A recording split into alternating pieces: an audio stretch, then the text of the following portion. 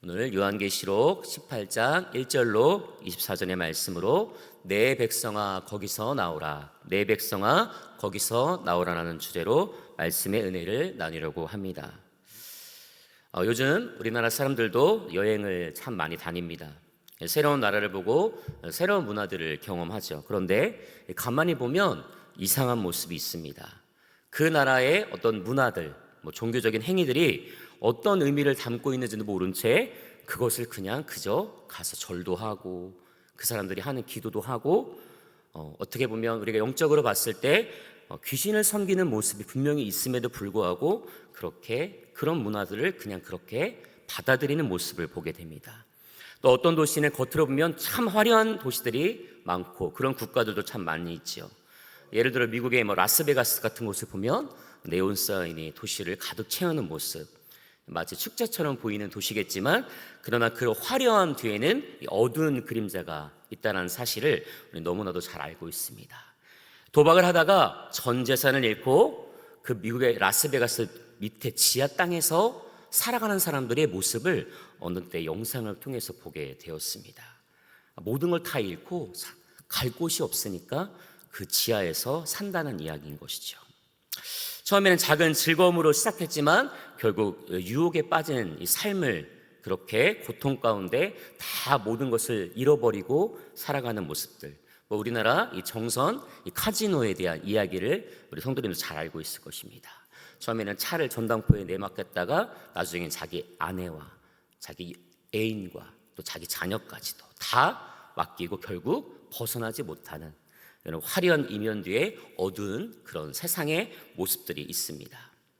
바로 그 안에는 이 어둠의 세력이 사람들을 무너뜨리려 하는 그 힘이 작용하고 있다는 사실입니다. 성경은 이런 세상의 모습을 바벨론으로 부르고 있습니다. 바벨론. 겉으로는 화려한 문명처럼 보이지만 실상은 하나님을 떠난 그 타락한 문명을 이야기하는 것이죠. 어제 17장에 더불어서 오늘 18장 말씀도 그 바벨론에 관련된 말씀입니다. 무너진다라는 말씀을 하고 있는 것이죠. 이런 세상 속에서 하나님의 백성은 과연 어떻게 살아가야 하는가? 그 말씀을 오늘 18장 말씀이 이 질문에 대한 하나님의 대답을 우리들에게 들려주고 있습니다. 자, 그래서 우리는 이런 것들을 생각해 봐야 됩니다. 하나님을 떠난 문명은 반드시 무너진다는 사실입니다. 아무리 화려해 보이고 아무리 대제국 같아 보일지라도 무너진다라는 사실입니다. 하나님을 떠났기 때문이죠. 천사는 오늘 말씀을 이렇게 외칩니다. 18장 2절 말씀에 무너졌도다 무너졌도다 큰 성 바벨론이여 라고 말하고 있습니다.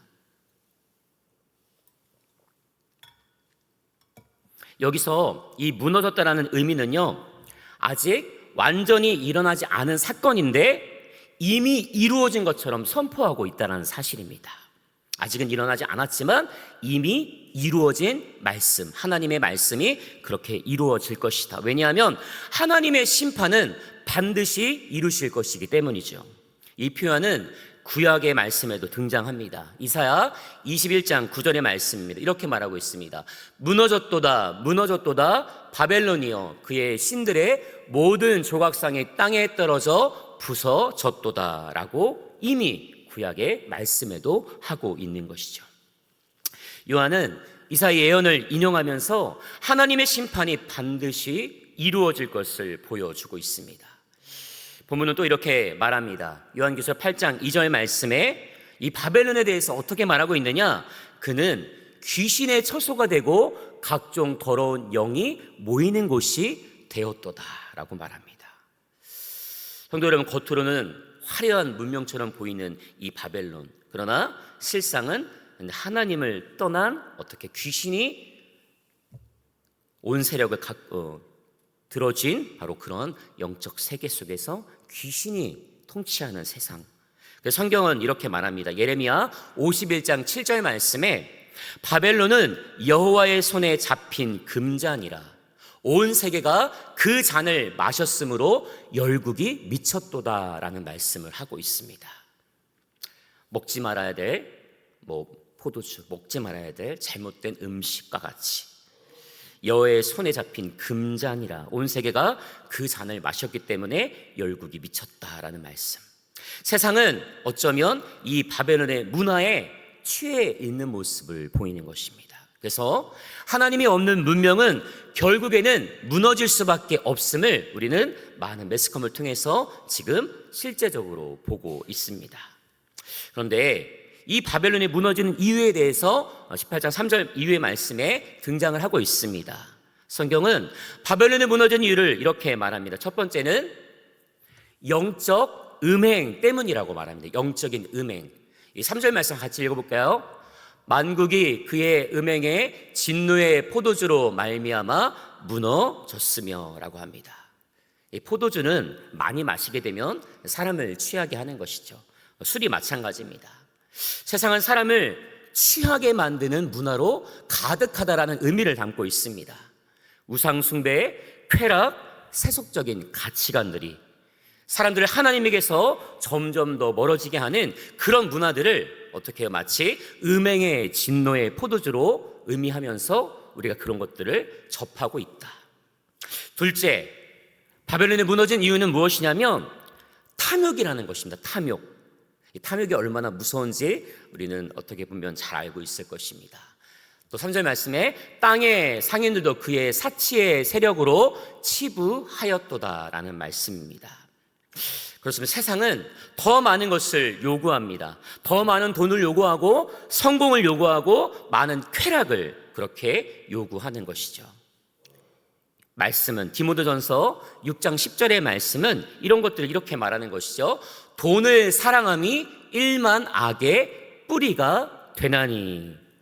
어쩌면 주신 그 물질을 잘 활용하고 잘 쓰고 어느 정도 하나님 주신 대로 그렇게 받고 누리면 감사한 것입니다. 그러나 이 세상의 논리를 봤을 때는 더 많은 것들, 어쩌면 돈을 사랑하기 때문에 일만하게 뿌리가 된다는 말씀을 주님 이미 디모데전서 6장 10절의 말씀을 통해서 하고 있는 것이죠. 탐욕이 그만큼 바벨론이 무너진 이유가 되었다. 또 세 번째는 영적인 타락입니다. 다 같은 맥락이겠지만 또 아까 이전의 말씀 다시 한번 읽어보면 그는 귀신의 처소가 되고 각종 더러운 영이 모이는 곳이 되었도다라는 표현입니다. 바벨론이 예레미야 51장 30절 말씀에 바벨론이 돌무더기에 대하여 승냥이의 거처가 되며 사람이 거하지 아니하는 그런 곳, 바로 이전의 말씀과 같이 동일하게 귀신의 처소가 되고 각종 더러운 영이 모이는 곳, 이 바벨론이 그렇게 돌무더기가 되었고 승냥이의 거처가 되었고 사람이 거하지 아니하는 그런 곳이 되었다.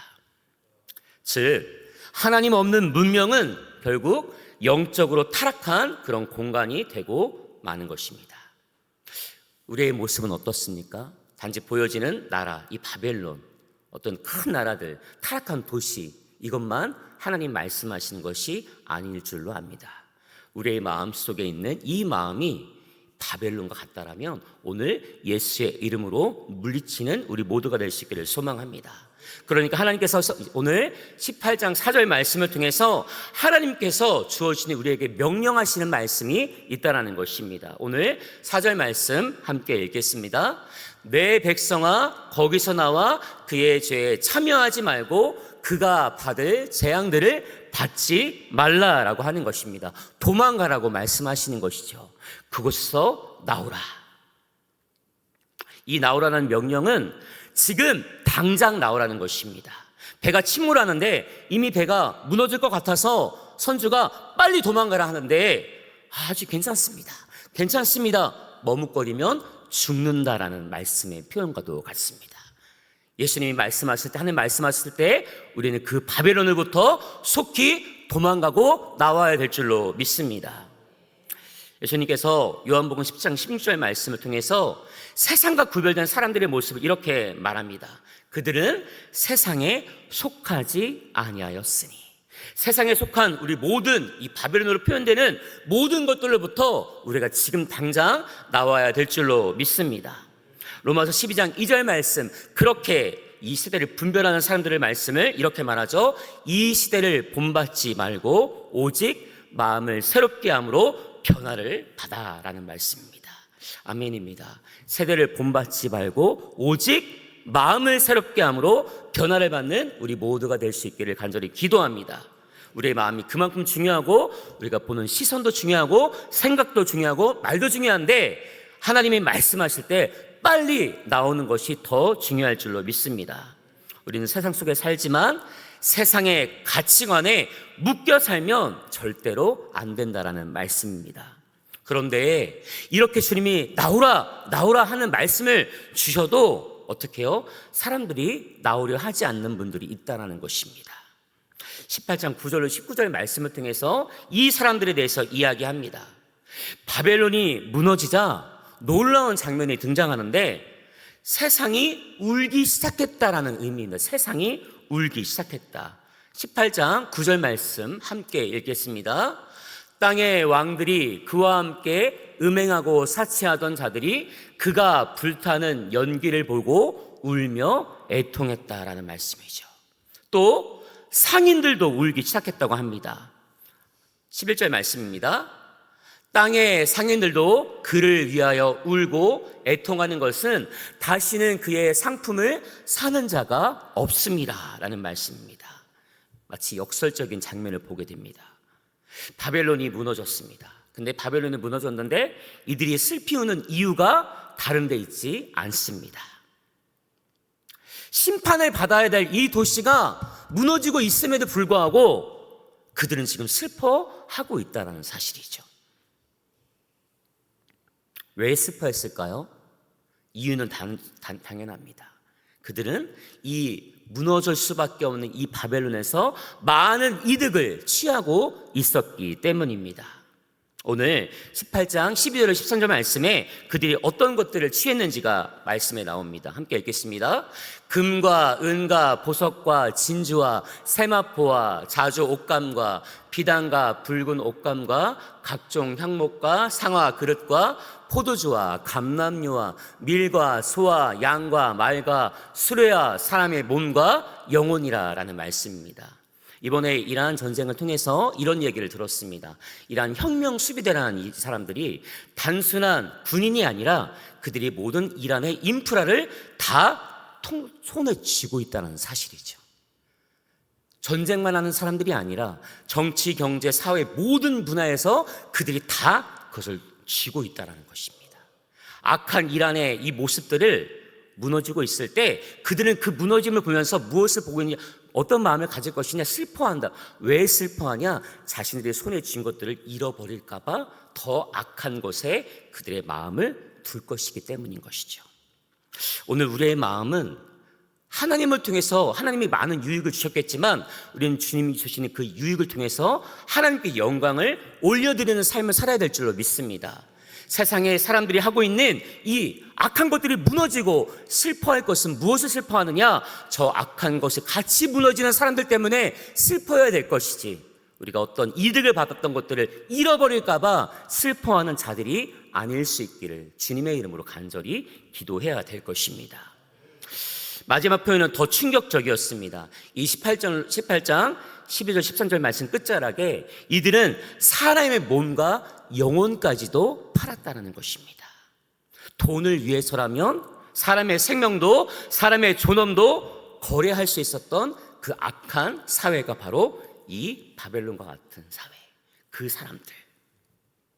그래서 세상은 바벨론이 무너졌던 것들을 슬퍼했다라고 말하는 것이고 하나님의 공의보다 자신들의 이익을 더 사랑한 사람들이 그렇게 슬퍼하는 모습을 보았던 것입니다. 그런데 오늘 18장 20절 말씀은 또 다른 사람들의 모습을 이야기합니다. 땅에서는 그 바벨론이 무너진 것들을 슬퍼하는 사람들이 있었지만 하늘에서는 기뻐하는 모습을 보는 것입니다. 18장 20절 말씀, 하늘과 성도들과 사도들과 선지자들아 그로 말미암아 기뻐하라는 말씀을 하고 있습니다. 왜 기뻐하라는가? 바벨론이 이 악한 것이 무너지는 이 모습을 보면서 하나님께서 기뻐하라, 하늘에 있는 그 성도들과 사도들과 선지자들아 그로 말미암아 기뻐하라. 왜냐? 하나님이 공의를 이루셨기 때문입니다. 시편 9장 18절 말씀에 여호와께서 의로 세계를 심판하시며 정직으로 만민에게 판결을 내리셨기 때문에 주님은 하늘에 있는 성도들에게, 선지자들에게 기뻐하라고 말씀하시는 것입니다. 악이 끝났기 때문이죠. 거짓이 끝났기 때문입니다. 타락한 문명이 끝났기 때문에 주님은 기뻐하라 말씀하시는 것입니다. 이제 이로써 바벨론의 완전한 파멸을 보게 됩니다. 이제 마지막 장면이 등장하는데 오늘 18장 21절 말씀에 이렇게 말합니다. 큰 성 바벨론이 이같이 힘차게 던져져 결코 다시 보이지 아니하리라. 소돔과 고모라가 어떻게 됐습니까? 완전히 땅에 꺼지게 되는, 결코 다시라는 표현처럼 바벨론은, 악한 이 바벨론은, 무너질 수밖에 없는 이 바벨론은 절대 다시 일어날 수가 없는 것입니다.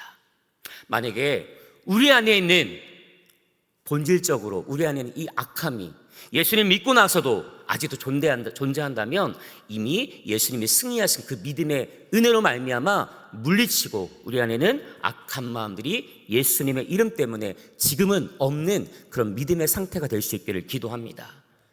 땅에 꺼져버린 소돔과 고모라처럼 아직도 그것을 붙들고 있어서 악으로 달려가는 우리 모습이 아니라 악을 예수님의 이름으로 물리치며 살아가는 우리 영적인 믿음의 성도들이 될 수 있기를 간절히 소망합니다. 성경은 18장 21절 23절 말씀에 검은 곳 소리도, 맷돌 소리도, 등불의 빛도, 신랑과 신부의 기쁨도 다시는 그 성 가운데 들리지 않는다라는 말씀을 하고 있습니다. 왜냐? 바벨론은 이미 무너졌기 때문입니다. 단순한 도시의 멸망이 아니라 하나님을 떠난 이 악한 문명은 종말이 되는 것입니다. 그런데 왜 이런 심판이 임했는가? 다시 한번 생각해 보면 첫 번째는 바벨론은 세상을 미혹했다라는 것입니다. 이 3절 말씀 같이 읽어보겠습니다. 내 복술로 만국이 미혹되었도다. 그 악한 세상이 많은 사람들을 악으로 치달아 사망에 이르게 하는 미혹을 했다라는 사실입니다. 두 번째는 하나님의 백성의 피가 그 안에서 발견됐다는 것이죠. 하늘에 있는 성도들과 선지자들의 피가, 하나님의 백성의 피가 그 안에서 발견되었다. 얼마나 많은 핍박을 받고 얼마나 많은 사람들이 예수의 이름을 믿고 살아갔을 때 죽어갔는지를 말씀하는 것과 같습니다. 그래서 하나님은 선언하는 것이죠. 바벨론은 완전히 멸망되었다. 무너졌도다. 그런데 오늘 우리가 기억해야 될 것이 무엇입니까? 예수님 오늘 4절에 말씀하신 것처럼 거기서 나오라라는 그 말씀을 우리가 기억하며 살 수 있기를 소망합니다. 매 순간순간들마다 우리를 죽이려는 악한 영혼들이 있습니다. 그러나 악한 영혼을 생각하라는 것이 아니라 그 순간이 있을 때마다 예수님의 말씀, 거기서 당장 나오라는 그 말씀 우리가 오늘 붙들고 살아갈 수 있기를 소망합니다. 그럴 때 하나님이 선포하시는 심판의 이 세계 속에서 우리는 끝까지 믿음을 붙들고 주님 명령하시는 그 말씀 붙들고 살아내는 그런 은혜가 우리 모두에게 일어나게 될 줄로 믿습니다. 우리 가슴에 손을 얹고 기도하도록 하겠습니다.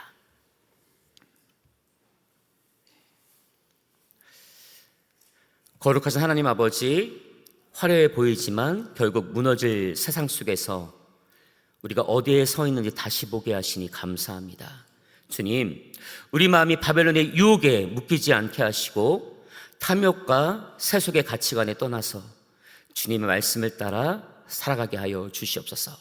내 백성아 거기서 나오라 하신 이 주님의 부르심을 그냥 듣기만 하는 자가 아니라 순종으로 응답하는 자들이 되게 하여 주시옵소서. 무너질 세상이 아니라 영원한 하나님의 나라의 소망을 두고 끝까지 믿음을 지키는 삶을 살게 하여 주시옵소서. 모든 말씀 예수님의 이름으로 간절히 기도드립니다.